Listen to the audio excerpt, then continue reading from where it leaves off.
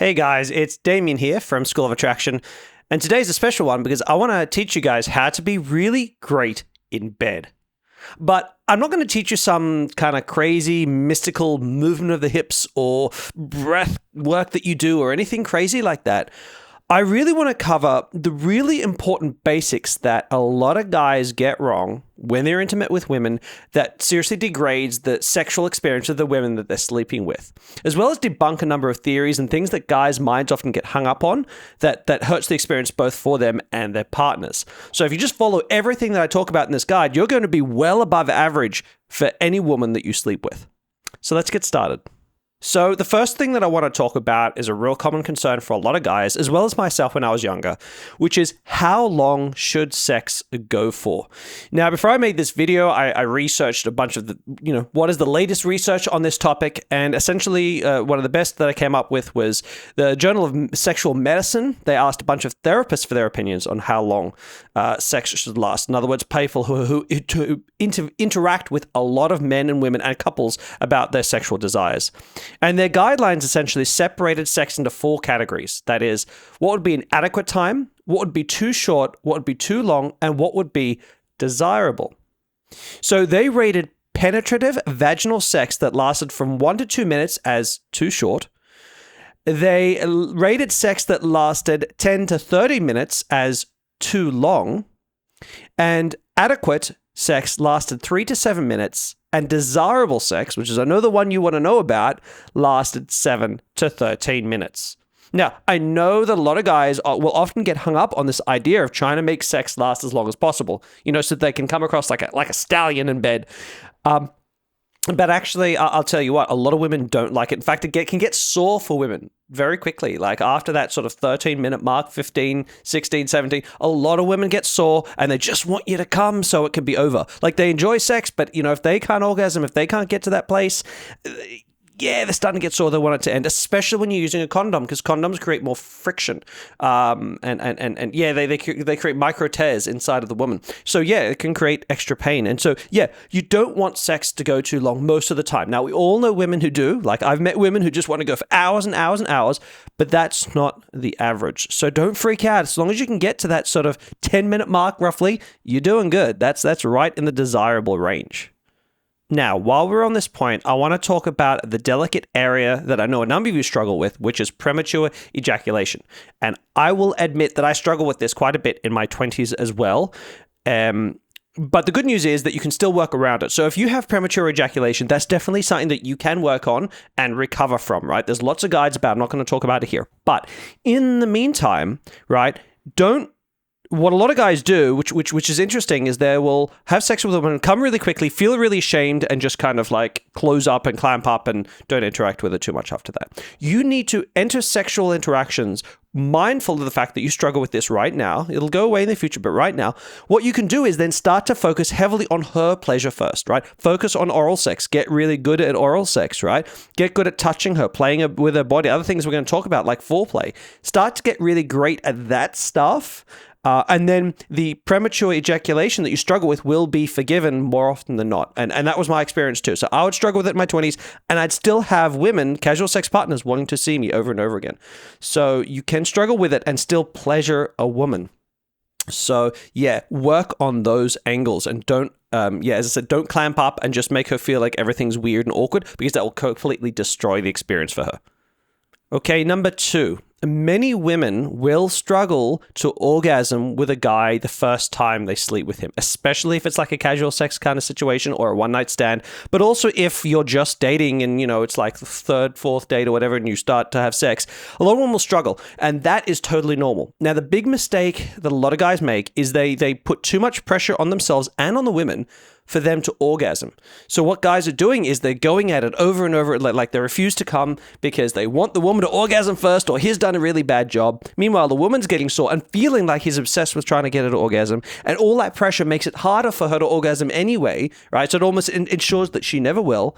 And so you get this kind of situation created, and this really is a recipe for really bad sexual experience, right? Women if a woman can orgasm, she's going to try to, right? And it's going to be clear. She'll be touching herself, or she'll be asking you to do certain things to her, or she'll be moaning, letting you know it's coming along, it's almost there.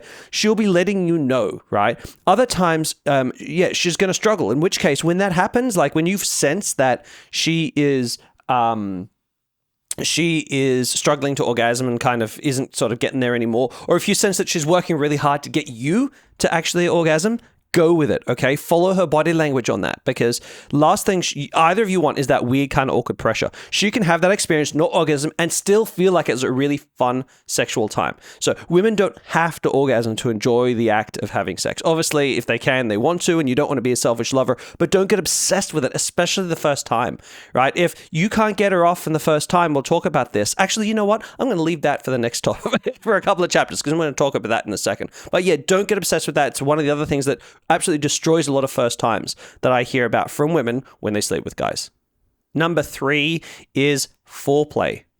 You have of course you've heard of it before, but you really may not have thought about it too much. But one thing that I urge most guys that I work with, like most clients, is learn to love foreplay. And as a guy, guys, you really can. Like, there is something, I mean, you've probably seen on Pornhub and things like that, you've seen edging as a thing, right? Getting guys really close to the edge and then holding back, and his sexual tension builds up to a high, right? Think of this as edging before you have penetrative sex. Right? So what you're doing is you're creating desire, like you're raising the sexual temperature, raising the sexual tension. Like, you are so turned on, she is so turned on, you're raising that bar. You know, you're having fun just touching her body, right? Letting her touch your body, nibbling her on the neck, biting her on the ear, whispering in the ear. You know, these little things, just have fun. You have fun building up that sexual desire inside of yourself as well as her. Because if you start to do that, your sexual experiences will be better, but hers will be a lot better too. It's really important for women. Foreplay is a big thing. The simple version is stress hormones in women destroy sexual desire. It destroys the hormones that leads to sexual desire in women, not so much in men. So foreplay is a really important form of getting women to relax and getting them in the mood. But really big. But if you can start to enjoy it, because I love foreplay. Since I learned to enjoy it, I absolutely like. I could sit in my bed with a woman for like 40 minutes and we just slowly ramp each other up until we're like, I just want to bite each other and just go for it, right? That's good sex. When a woman feels that horny when the sex happens, regardless of everything else you do, the sex is going to be perceived as being so much better, right? It's like being starving for food and then eating something. Anything tastes amazing, right? That is the power of foreplay. And foreplay, I think, is one of the big reasons why when I was younger, when I had premature ejaculation, that a lot of women, it was one of the reasons that women still perceive the experience as being really great, because I made them feel so aroused, right? And if you can do that, if that's something you can start to focus on your sexual interactions, a lot of other things will be remembered as being better. By the way, guys, are you enjoying this video? Are you finding this interesting? Because I really hope you do. If you are, please go ahead and smash the like button and subscribe to my channel so you don't miss any more videos like this one. Number 4, you've got to start asking women what they want in bed. Like, this is such a big one. And it's one that comes up so much with when I talk to my female friends, is that a lot of guys, they feel like it's really easy to feel like you should know what to do with her, right? I'm a guy, I got lots of experience, I should know what I'm doing. But man, women's bodies are so, like, I'll tell you as someone who's, I've slept with a few women in my time. But I'll tell you, the differences are wild, right? So some women, right, like really gentle rubbing of the clitoris, like really gentle, just touching. So it's like tickling the clitoris, right? Other women get off by extremely hard friction on the clitoris, right? Literally rubbing really hard. That's such a big spectrum difference, right? Some women like can almost orgasm from like being bitten hard on the neck, right? Most women like the nipples being played with, right? But some women like the nipples just being licked, like playfully, and other women like the nipples being bitten, like seriously hard. Now, here's the interesting thing. I mean, that's obviously not the limit of the spectrum of different desires of women that I've been with, but here's the thing. There's no way that I can just randomly go and bite a random woman's nipple in the hopes that she likes it, right? I can't find that out by testing the waters. Well, good luck to any man who wants to try that, because you'll likely get hit in the head. Because most women don't, right? Most women won't want that, but some will. And you're only going to find these magic spots if you start to ask. And it's a lot of women's frustration. Some women will try to let the guy know what she wants, but guys will often act weird about it. you've got to see that as your opportunity, because it is not a slight to your sexual ability as a man. What makes you so great in bed, what can make you so great in bed, is starting to really crave to learn what she specifically wants. You learn that, you find it, it's like the key to a master lock. I'm not trying to play games here, but most women will know what turns them on and what gets them off, and if you just ask them to tell you, bam, amazing lover, right? You didn't have to come in with a bunch of preconceived knowledge about it, just get her to tell you. Don't let ego get in the way. It often gets in the way. And this is, where I was talking with foreplay as well. Learn what she wants, what turns her on during foreplay, right? If she can't orgasm, right, is another one. If you have sex with a woman the first time and she just can't seem to get there, not directly afterwards, so the afterglow, but maybe next time you're on a date, say, hey, I noticed last time we had sex, you struggled to get there. What would you like me to do differently that would help you out there? Right? That is not a needy, insecure question to ask. And women love the question, and they'll often tell you, or they'll just say, look, yeah, I'll get there. It's just because it's a new experience and it takes me a little while sometimes. Cool. But yeah, ask, and you'll learn. You'll be able to be an amazing lover for her.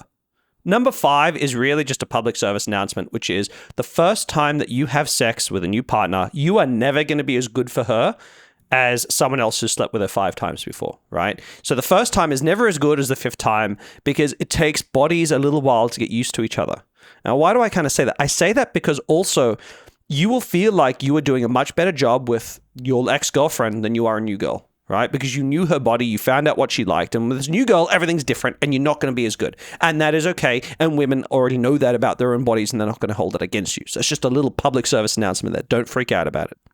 Number 6, okay, sexual positions. One of the more common mistakes I hear about guys making is they try to have sex in like 21 different positions, right? Constantly switching positions, constantly.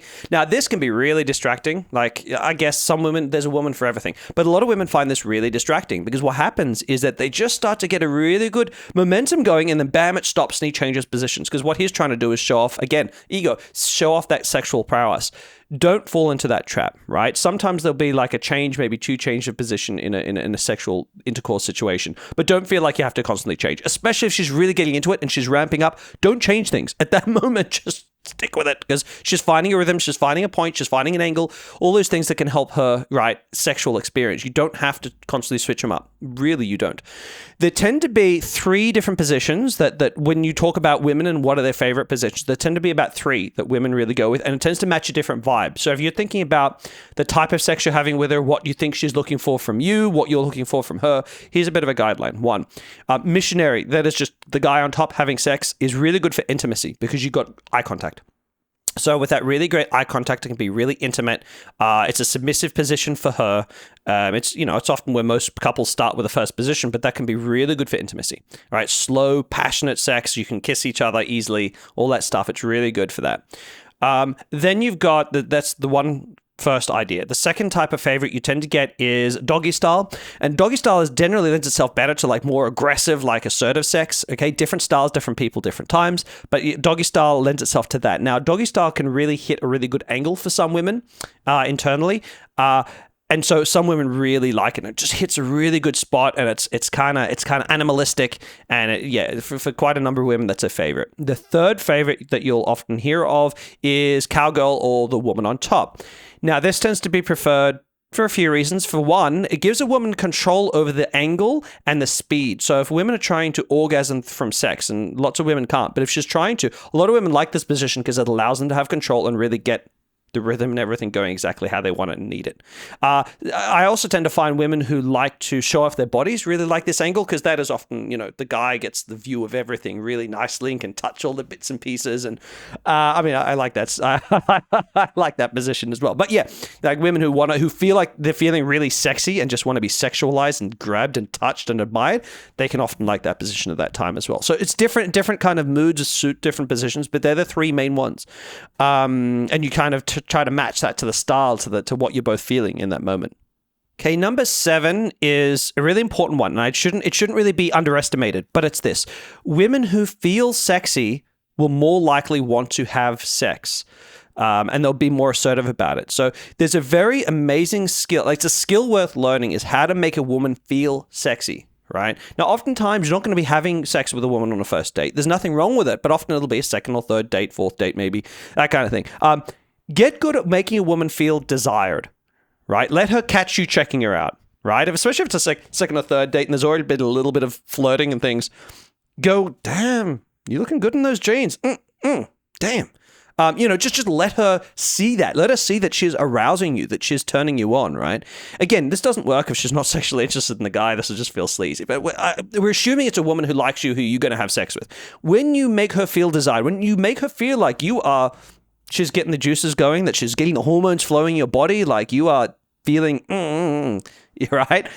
When she feels that way, especially if a woman has been out with you and she feels sexy all night, like she feels like she's being desired all night, when you get her home, that comes out in a big way, right? And when you get really good at that, that's when women get freaky. I'm not trying to say that in a silly, sarcastic way, but that's when they can really, because they're feeling so sexy, they suddenly feel like they're willing and desiring to try more extreme sexual things, because that's what we do when we feel really sexy and like sexually desired. So that's how you bring that out in them.